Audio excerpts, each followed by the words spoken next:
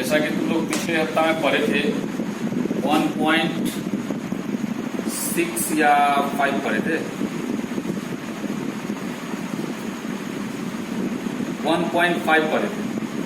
ठीक है, अब हम लोग पढ़ेंगे 1.1।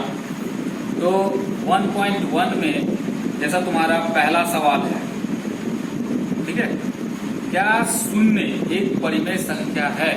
क्या इसे आप पी बाई क्यू के रूप में लिख सकते हो? हाँ, शून्य क्या है? एक परिमेय संख्या है। तो शून्य हमारा एक परिमेय संख्या कैसे है और इसको हम लोग कैसे निरूपित कर सकते हो? तो लिखेंगे, पहले एक्सरसाइज लिखेंगे क्या? 1.1 का पहला सवाल। तो लिखेंगे क्या? हाँ, ठीक है, हो गया।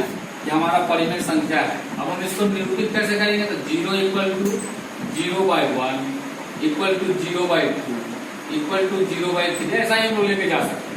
ठीक है, और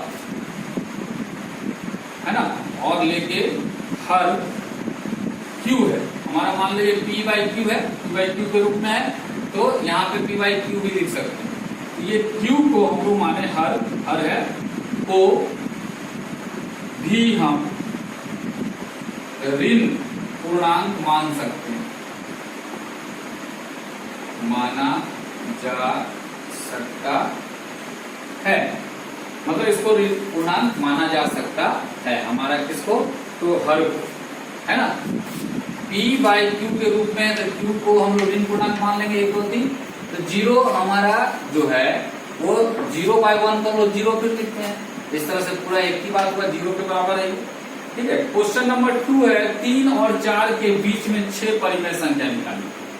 तो 3 और 4, तो हम A इक्वल टू मान लो लेते हैं 3 और B इक्वल टू मान लेते हैं 4। तो इनके बीच में 6 परिमेय संख्या निकालना है। तो पहला परिमेय संख्या हमारा जो निकलेगा, लिखेंगे पहली परिमेय संख्या। ठीक है, इसको हम लोग ऐसे भी निकाल सकते हैं। क्या होता है? A plus B by 2। ठीक है, तो A प्लस B बाई 2 लेकर अगर चलते हैं, हमारा A क्या है? 3 है, और B क्या है? 4 है, बाई 2 7/2। ठीक है, अब हमको निकालना है दूसरा। क्या निकालना है? दूसरी परिमेय संख्या। तो फिर हमारा A प्लस B बाई 2 होगा। अब हमारा A 3 रहेगा और B रहेगा 7/2। क्या रहेगा? 7/2/2। तो 3 और 2 का लघुत्तम लेंगे, सॉरी 1, इसके नीचे 1 का छिपा हुआ, 1 और 2 का लघुत्तम हो जाएगा 2। यहाँ जाएगा 2 3 6 प्लस 7 और नीचे हो जाएगा 2। तो क्या हो जाएगा? 6 7 13/2/2। तो इस तरीका से हमारा हो जाएगा 13/2 गुना 1/2, 13/4। इस तरह से हम दूसरी परिमेय संख्या निकाले, फिर तीसरी निकालेंगे, तो फिर लेंगे 3 और 13/4। A हमारा 3 है और B हमारा 13/4। फिर चौथी निकालेंगे, तो फिर A 3 और जो निकला, फिर पांचवी, इस तरह से छठी निकल जाएगा, आराम से निकल जाएगा। आराम से देखो, ये 2 हम निकाले हैं, तीसरा भी तुम लोग आराम से निकाल सकते हो। इसके बाद का क्वेश्चन है 3/5 और 4/5 के बीच 5 परिमेय संख्या निकाली। ठीक, A हो जाएगा और B हो जाएगा, उस तरफ काम करेंगे। हमारा सवाल ये भी सवाल बन जाएगा। क्वेश्चन नंबर 4 बोला नीचे दिए कथन को सत्य असत्य बताइए, कारण बताइए। ठीक है, उसका कारण बताना है। क्या है? प्रत्येक प्राकृत संख्या एक पूर्ण संख्या होती है। सही बात है, जितनी प्राकृत संख्या होती है वो क्या होती है? एक पूर्ण संख्या होती है। सही है, तो लिखेंगे सत्य। प्रत्येक पूर्णांक एक पूर्ण संख्या होती है। जितनी पूर्णांक संख्याएं होती है, क्या वो पूर्ण संख्या होती है? नहीं, पूर्णांक संख्या में तुम्हारा माइनस में नहीं जाएगा, पूर्ण संख्या माइनस में नहीं जाएगा। प्रत्येक परिमेय संख्या एक पूर्ण संख्या होती है। जितनी परिमेय संख्या होगा क्या वो पूर्ण संख्या? पूर्ण संख्या मतलब 3 4 5 6 7। लेकिन परिमेय संख्या में मेरा 3 4 भी आ सकता है, 13/4 भी आ सकता है। ये तो परिमेय संख्या हुआ, लेकिन पूर्ण संख्या तो नहीं हुआ। समझ में आगे बात। अब आते हैं हम लोग 1.2। देखो अभी जो तुम लोग को बताए हम, उस सवाल को हम 2 ही बताए परिमेय संख्या निकालने के लिए। तुमको क्या करना है, उसका तीसरा, चौथा, पांचवा तक तुमको निकालना खुद है। दूसरा सवाल ही बन जाएगा, और असत्य असत्य वाला मैं तुमको जैसे बताया उसे सुनकर लिख लोगे। अब आता है लेसन 1.2। नीचे दिए कथन को सत्य असत्य कारण के साथ अपना उत्तर दीजिए। ठीक है, तो जैसे पहले सवाल में दिया है, पहला सवाल का पहला लिखा है प्रत्येक अपरिमेय संख्या एक वास्तविक संख्या होती है, तो लिखेंगे सही, यानी सत्य है, सत्य है। उसके बाद लिखेंगे ये क्यों भाई, तो क्योंकि वास्तविक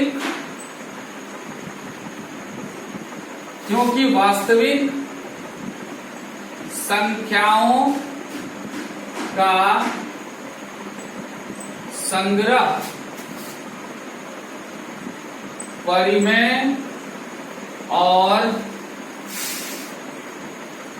अपरिमेय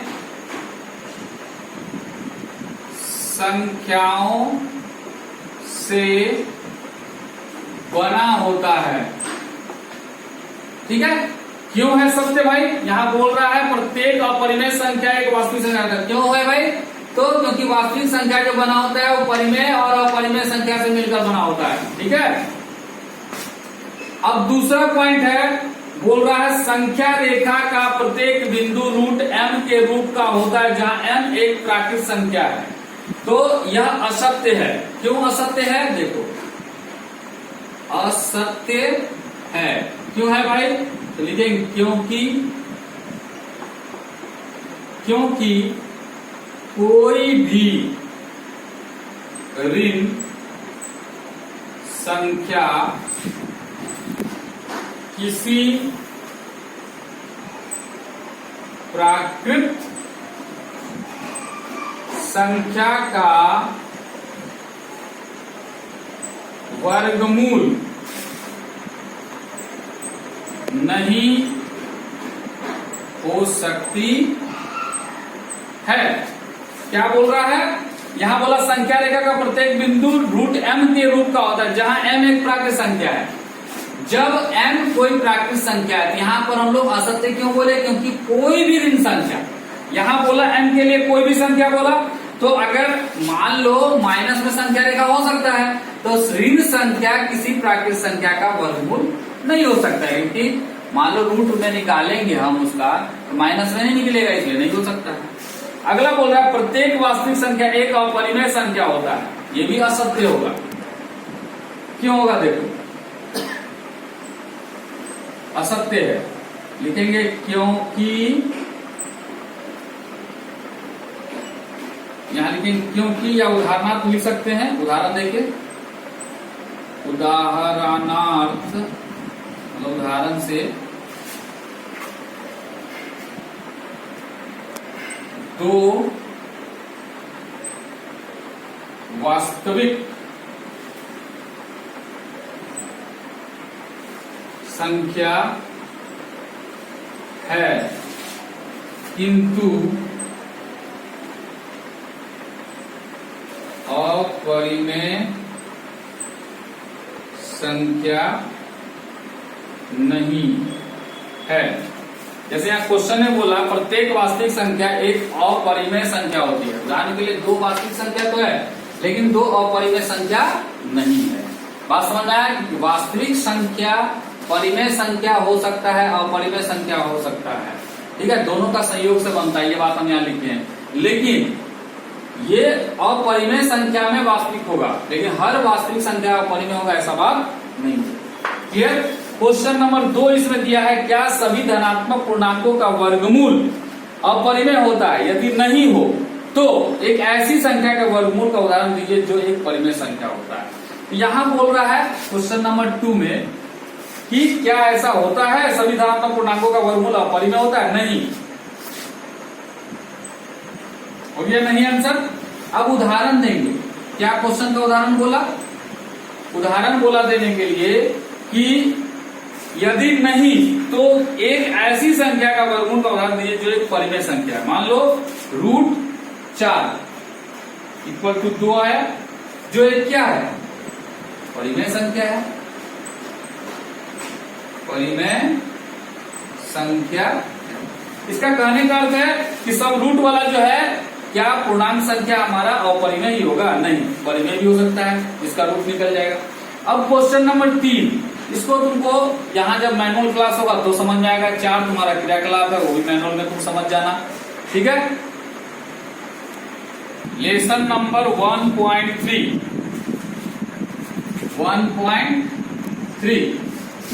1.3 में तुम्हारा जैसा कि सवाल है कि विभिन्न दशमलव के रूप में लिखिए, बताइए कि प्रत्येक दशमलव प्रसार किस प्रकार का है। जैसे मान लो हमारा पहला सवाल है 36/100, इसका दशमलव प्रसार क्या होगा भाई? तो अगर हम रफ करते हैं, मान लो 36 को हम 100 से भागा देते हैं तो दशमलव पहले ही होगा 360, तो 3 बार में लगेगा 300, 0 6 ये कट गया, दशमलव दिया हुआ इसलिए 0, तो क्या हो जाएगा 6 बार में 600 कट गया, तो क्या आया 0.36। ये रफ करें हम, ठीक है। इस तरह से हम रफ कर लिए, तो रफ में हमको पता चला कि यह जो है हमारा शांत है, मतलब पूर्णतः कट गया, इसलिए इसको लिखेंगे शांत। समझे बात को? इसी तरह से दूसरा को भागा देंगे, है ना। मान लो दूसरा सवाल है, इसका क्या लिखा हुआ है 1/11, हम 1 को 11 से भागा देंगे, दे दिए, दशमलव देना पड़ेगा 1 0, तो भी नहीं कट रहा तो फिर 1 0 देंगे, है ना, तो 1 0 आ जाएगा, 11×99, फिर कितना आया 1। अब फिर हम देख रहे हैं क्या यहाँ 1 0 दिए हैं, दशमलव है इसलिए 1 0 फिर देना पड़ेगा, तो फिर 9 बार में जाएगा 99। ऐसे हमारा बार बार आ रहा है ना, तो यानी हो जाएगा 0.09 ऐसे आ रहा है, यानी ये हमारा 0.09 को आवर्त कर दीजिए। इसको क्या बोलेंगे? अनावासनी पुनरावर्ती।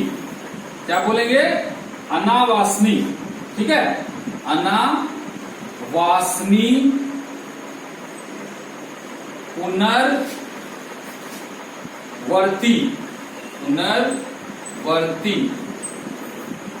ठीक है। हमारा यह शांत नहीं है, 2 तरह का है, एक शांत एक अनावश्यक, तो हमारा यह क्या है? शांत नहीं है। इस तरह से 2 तरह का दोनों बता दिए हम तुमको। अगर कोई सवाल का बार बार रिपीट हो रहा है तो क्या अनावश्यक पुनरावर्ती हमारा आवर्त है, ठीक है। यही पूछ रहा है किस प्रकार का आवर्त है, बताइए दशमलव किस प्रकार का, शांत है या अशांत है। अगला सवाल क्वेश्चन नंबर 2, क्वेश्चन नंबर 2 में बोल रहा है 1/7 इक्वल टू लिखा 0.142857, इस पे बार दे दिया, जिसको हम लोग कहते हैं रेकरिंग, जैसा जब दिए, ठीक है। तो यह जब रेकरिंग देंगे तो हमारा क्या इसमें सवाल बनेगा? यहां दिया है सवाल में कि 2/7, 3/7, 4/7, 5/7, 6/7 का दशमलव प्रसार क्या है, यदि है तो कैसे? तो इसका हम अगर मान लो 1/7 का मेरा वैल्यू ये आया, हम इसको ऐसे लिख सकते हैं 1/7 इक्वल टू 0.142857। ये बार यानी रेकरिंग देने का मतलब होती है पूरा फिर से लिखाएगा 1428557 और यहाँ डॉट डॉट कर दो, फिर लिखाएगा बार बार लिखा। तो अगर सवाल तुम्हारे पास दिया हुआ है 2/7, क्या दिया हुआ है 2/7, हम इसको लिख सकते हैं 2 × 1/7, तो हम इसको लिखेंगे 2 × 1/7, 1/7 का वैल्यू ये है, तो लिखेंगे 2 × 0.142857 फिर 14285 का डॉट, तो इसको अगर 2 से गुना करेंगे तो क्या आएगा? देखो 2 सते 14 हाथ में, 2 पचे 10, 1 11 हाथ में, 1 2 8 16, 1 17 हाथ में, 1 2 दूनी 4, 1 5, 2 चौके 8, 2 एकम 2, फिर वही आएगा 4 1 7 5 8 और 2, ठीक है। और यहाँ पे आ जाएगा 0, ये मेरा 2/7 का वैल्यू आया, ठीक है। अगर तुम्हारा लिखा हुआ है 3/7 तो 3 से गुना करो, है ना। 4/7 है, 4/7 को 4 से गुना करो, जैसे हम किए हैं। इस तरह से सबका निकाल लो। कैसे? तो इसका भी हो गया, हाँ है, ये भी पता चल गया हमको। अब अगला तुम्हारा क्वेश्चन नंबर 3 दिया हुआ है। नंबर 3 तुम्हारा दिया हुआ है, क्या दिया हुआ है? तो बोल रहा है निम्नलिखित को P/Q के रूप में लिखिए, जबकि वो रेकरिंग में दिया हुआ सवाल। क्या दिया हुआ है क्वेश्चन नंबर 3? पहला 0.6 क्या दिया हुआ है? रेकरिंग में दिया हुआ है। हम इसको ऐसे लिख सकते हैं 0.666 दे सकते हैं। अब हम इसको ऐसे मानेंगे, मान लो x इक्वल टू 0.666, ये हम लोग यहाँ पे मान लेते हैं, ऐसा हम लोग मान लेते। इसको हम समीकरण 1 कर, अब लिखेंगे यहाँ पे समीकरण 1 में। अब यहां पे समझना है कि कितना से गुना करना है। एक अंक बढ़ रहा है, अगर यहाँ 2 अंक बढ़ता 63 63 63 63 63, तो हम क्या करते हैं 100 से गुना करते हैं। एक अंक बार बार रिपीट हो रहा है, इसको क्या करेंगे 10 से गुना करेंगे।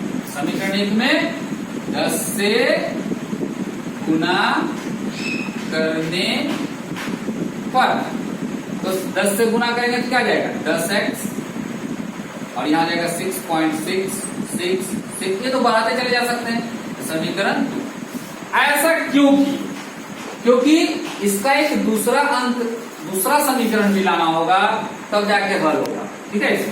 अब यहां लिखेंगे समीकरण 2 में समीकरण 1 को घटाने पर, समीकरण 2 क्या है 10x इक्वल टू 6.666, और यहाँ है x इक्वल टू 0.666, घटाएंगे 10 में से 1 घटा तो कितना हो जाएगा 9x, और यहाँ पे देख रहे हैं ये 0 0 0 और 6, देयरफॉर x इक्वल टू हो जाएगा 6/9।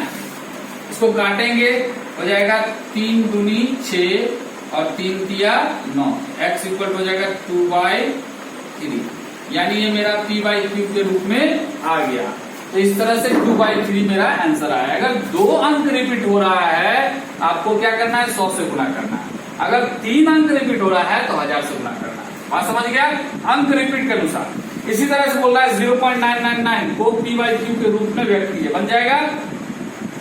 ठीक इसी ढंग से लिखा हुआ 1/17 के दशमलव प्रसाद के अंकों को पुनरावृत्ति खंड के अंकों का अधिकतम संख्या क्या हो सकती है, अपने उत्तर की जांच की। इस सवाल को 5 और 6 है ना, सवाल को और 7 को, इसको अभी रहने दो, बाद में तुमको पता चल जाएगा कैसे बनेगा। परिमेय संख्या 5/7 और 9/11 के बीच 3 अलग अलग परिमेय संख्या बनाइए।